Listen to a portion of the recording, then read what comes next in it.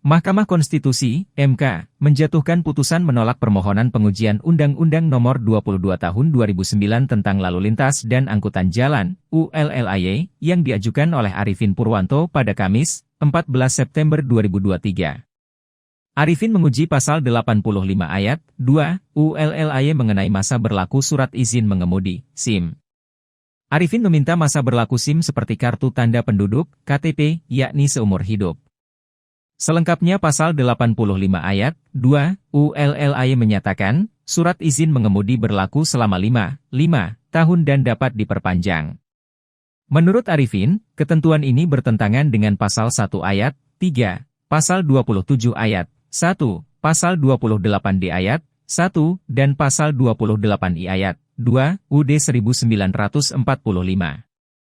Amar putusan mengadili menyatakan permohonan para pemohon tidak dapat diterima. Arifin Purwanto warga Madiun, Jawa Timur ini dalam permohonannya menyebutkan ULLAY menentukan setiap pengendara kendaraan wajib memiliki SIM. Namun untuk mendapatkan SIM bukan perkara yang mudah terutama pada saat ujian teori dan praktik. Selama ini hasil ujian teori dan ujian praktik tidak pernah ditunjukkan kepada pengemudi, hanya diberitahukan bahwa pengemudi tersebut lulus atau tidak. Ketidakjelasan tolok ukur dan dasar hukum materi ujian teori dan praktik ini kemudian dimanfaatkan oleh pihak-pihak yang tidak bertanggung jawab, calo untuk mendapatkan keuntungan finansial dari pengendara yang ingin mendapatkan SIM. Menurut Arifin, agar pengemudi memiliki ilmu tentang lalu lintas dan angkutan jalan maka sebaiknya sebelum ujian teori maupun praktik perlu ada pembekalan yang diselenggarakan oleh lembaga yang memiliki kompetensi. Kemudian perlu ada perubahan terhadap tahapan prosedur untuk mendapatkan SIM yang harus mengikuti perkembangan zaman serta dapat dilakukan secara langsung maupun online. Salah satu syarat untuk mendapatkan SIM adalah KTP yang kini telah berlaku seumur hidup. Arifin mempertanyakan, mengapa SIM tidak diberlakukan sama dengan KTP, yaitu berlaku seumur hidup. Salah satu alasan mengapa SIM diperbaharui masa berlakunya setiap 5 tahun adalah untuk mengetahui keadaan kesehatan dan kondisi fisik pengemudi. Menurut Arifin, jika SIM akan diberlakukan seumur hidup, terdapat cara untuk mengetahui keadaan kesehatan dan kondisi fisik tubuh pengemudi yaitu dapat dilakukan dengan pemeriksaan pada saat pemegang SIM membayar pajak atau sesuai dengan tanggal, bulan, tahun kelahiran. Pemegang SIM di mana yang bersangkutan dites kemampuan mengemudi yang dapat dilaksanakan secara online, Zoom, video call, atau secara langsung oleh petugas. Berdasarkan pasal 86 ayat 1 ULLAY, SIM berfungsi sebagai bukti kompetensi mengemudi. Hal ini berarti apabila pengemudi telah lulus ujian kompetensi mengemudi kendaraan bermotor seharusnya SIM dapat diberlakukan seumur hidup, seperti halnya ujian kompetensi di bidang lain, advokat, notaris, akuntan publik, kurator dan bidang lain yang mensyaratkan adanya ujian kompetensi. Arifin mencontohkan Prancis sebagai salah satu negara yang memberlakukan SIM seumur hidup. Arifin juga mengungkapkan pengalamannya mengurus penggantian SIM dan KTP yang hilang. Saat mengurus SIM pengganti, Arifin menjalani beberapa tes dan mengeluarkan sejumlah uang yang menurutnya tidak jelas dasar hukumnya. Berbeda halnya dengan pengurusan KTP pengganti. Syarat yang diperlukan hanya fotokopi kartu keluarga dan laporan kehilangan yang kemudian diupload ke dalam sistem Dinas Dukcapil Kota Madiun. Selain itu, menurut Arifin, untuk mencegah pemalsuan terhadap SIM atau terjadi duplikasi SIM maka nomor seri SIM dibuat sama dengan nomor seri KTP, NIK karena dasar penerbitan SIM adalah KTP. Terbitnya KTP dan NIK lebih dulu daripada SIM dan SIM terbit berdasarkan data yang terdapat dalam KTP. Maka sudah tepat apabila SIM diberlakukan sama dengan KTP, yaitu seumur hidup. Apabila di jalan, petugas memeriksa SIM pengemudi maka petugas tersebut seharusnya menanyakan KTP, sebagai pembanding NIK. Jika terdapat perbedaan maka SIM tersebut palsu.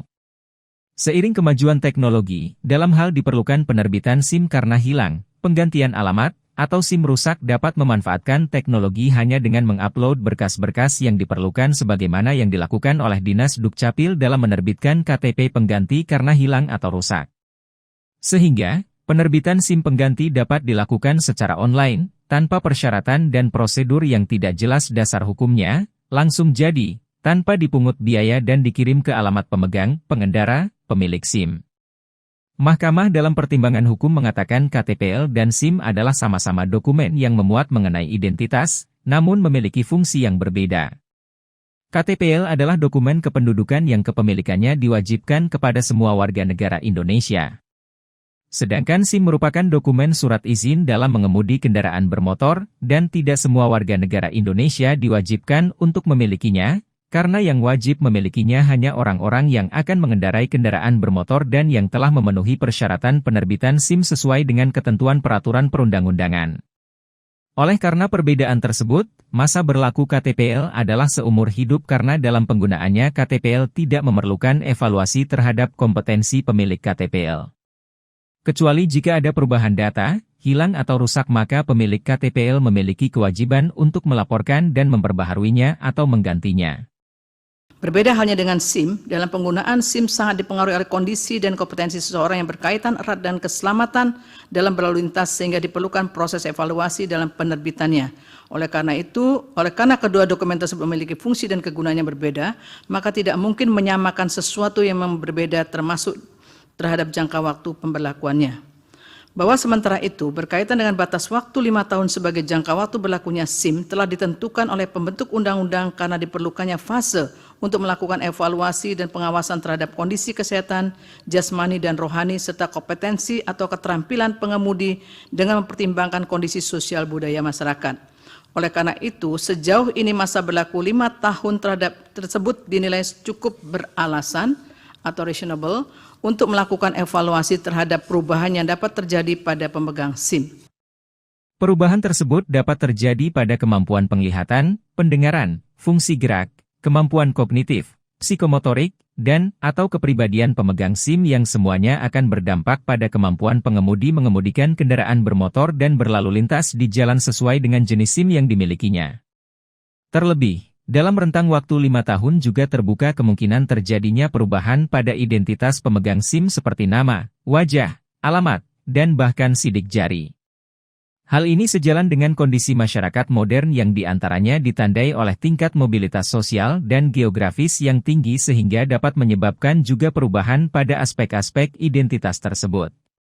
Perpanjangan SIM dalam rentang waktu 5 tahun sangat fungsional untuk memperbaharui data pemegang SIM yang berguna dalam mendukung kepentingan aparat penegak hukum dalam melakukan penelusuran keberadaan pemegang SIM dan keluarganya jika terjadi kecelakaan lalu lintas atau terlibat tindak pidana lalu lintas atau tindak pidana pada umumnya.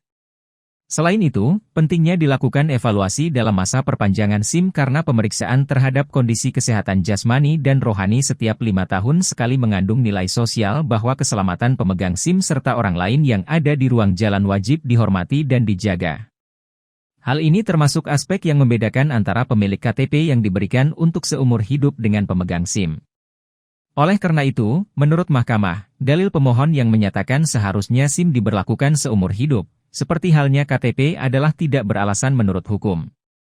Norma pasal 85 ayat 2 ULLAY tidak melanggar prinsip negara hukum, hak atas kesamaan kedudukan dalam hukum dan pemerintahan, hak atas pengakuan, jaminan, perlindungan, dan kepastian hukum yang adil serta perlakuan yang sama di hadapan hukum. Berhak bebas dari perlakuan yang bersifat diskriminatif atas dasar apapun dan berhak mendapatkan perlindungan terhadap perlakuan yang bersifat diskriminatif yang dijamin dalam UUD 1945.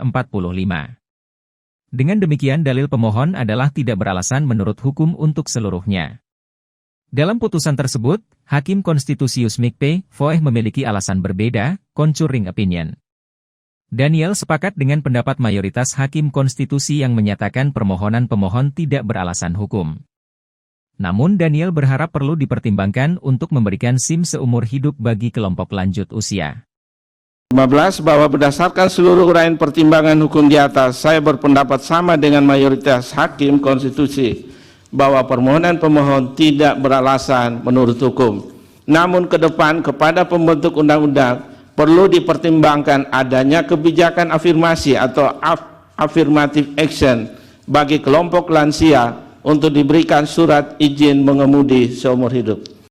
Halo, selamat berjumpa dengan saya Anika, pembaca berita podcastnews.id. Saksikan terus konten-konten menarik dari kami. Jangan lupa subscribe, like, dan komen. Terima kasih.